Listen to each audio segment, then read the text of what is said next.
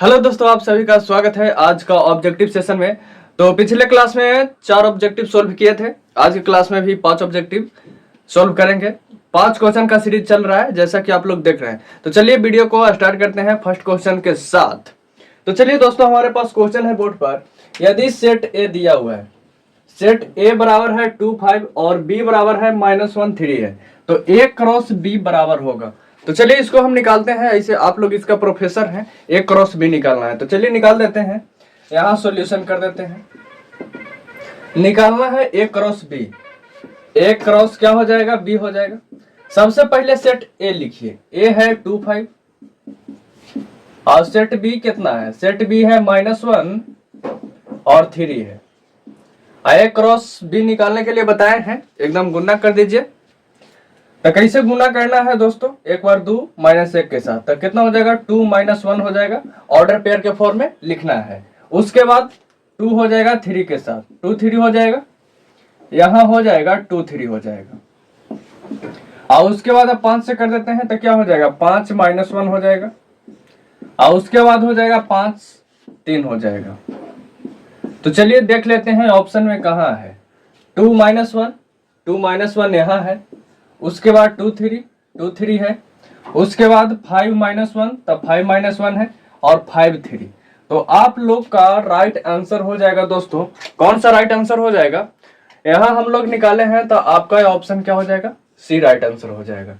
तो हमें उम्मीद है कि पहला क्वेश्चन समझ में आ गया होगा। तो अब चलते हैं अगले क्वेश्चन पर। तो दोस्तों हमारा दूसरा क्वेश्चन आ गया है, तो चलिए इसको भी देख लेते हैं क्या कह रहा है। तो हमारा दूसरा नंबर क्वेश्चन है दोस्तों, यदि a बराबर दिया हुआ है 1 3 5 हो तो n a क्रॉस a का मान क्या होगा। मतलब कि निकालना है n a क्रॉस a, यानी कि a क्रॉस a में कितना अवयव है, अवयवों की संख्या निकालना है। तो चलिए यहां से निकाल देते हैं। हम बताए हैं दोस्तों n a क्रॉस b, इसका फॉर्मूला क्या बताए हैं, दोनों को अलग अलग कर देना है। एक बार na हो जाएगा और गुने nb।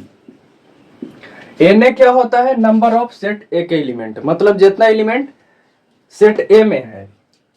और उसके बाद यहाँ हमको निकालना है दोनों जगह क्या रहना चाहिए, ए रहना चाहिए, यानी कि बी के जगह पर क्या हो जाएगा, ए रहेगा। तो ए क्रॉस क्या हो जाएगा, ए हो जाएगा। आई इज इक्वल टू हो जाएगा एन ए इंटू क्या हो जाएगा, एन ए।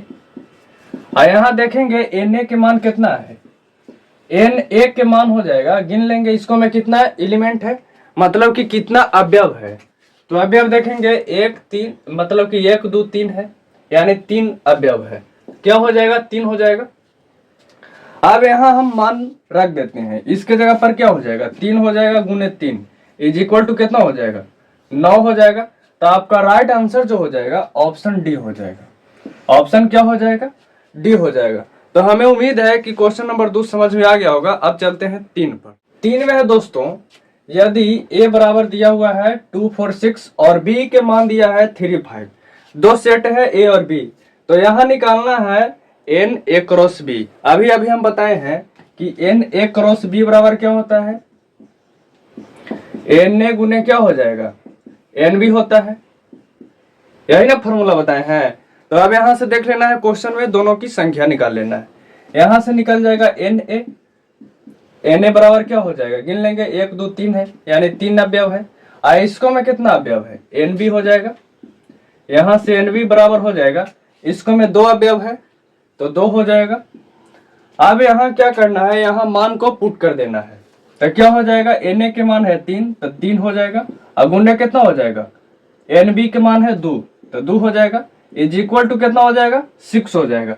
तो आपका राइट आंसर जो हो जाएगा ऑप्शन ए हो जाएगा।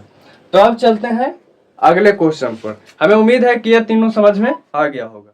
तो चलिए दोस्तों, हमारा अगला क्वेश्चन आ गया है, तो चलिए इसको भी सोल्व कर देते हैं।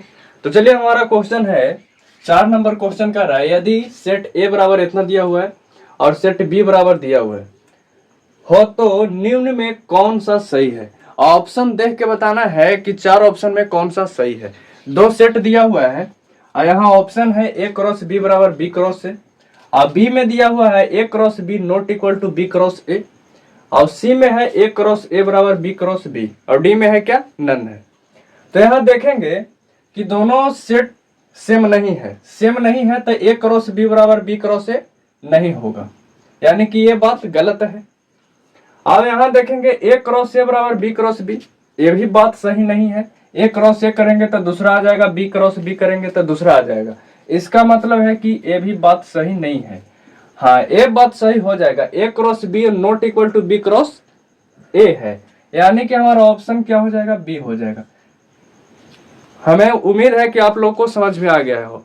ऑप्शन कौन सा सही हो जाएगा, बी हो जाएगा, क्योंकि A cross B not equal to B cross A हो सकता है। अब 5 नंबर क्वेश्चन है दोस्तों, यदि ए बराबर बी हो तो निम्न में कौन सा सही है। ए बराबर बी है मतलब कि दोनों सेट बराबर है, तो ऑप्शन दिया हुआ है, यानी कि सेट बराबर है, यानी कि एक एग्जांपल ले लेते हैं। ए बराबर क्या है, ए बी है, और बी बराबर भी कितना है, ए बी है।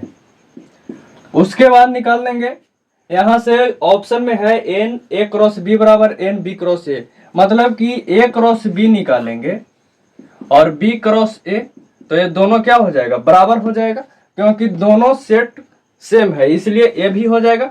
और दोनों में अवयव क्या होगा, ए क्रॉस बी में अवयवों की संख्या और बी क्रॉस ए में अवयवों की संख्या, यानी कि हो जाएगा एन ए क्रॉस बी, अब बराबर में क्या हो जाएगा, एन बी क्रॉस ए, क्योंकि ये सेम होगा।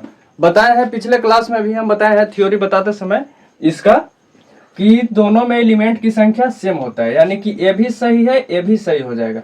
इस कंडीशन कब सही होगा, जब ए बराबर बी रहेगा, तब ये कंडीशन सही होगा।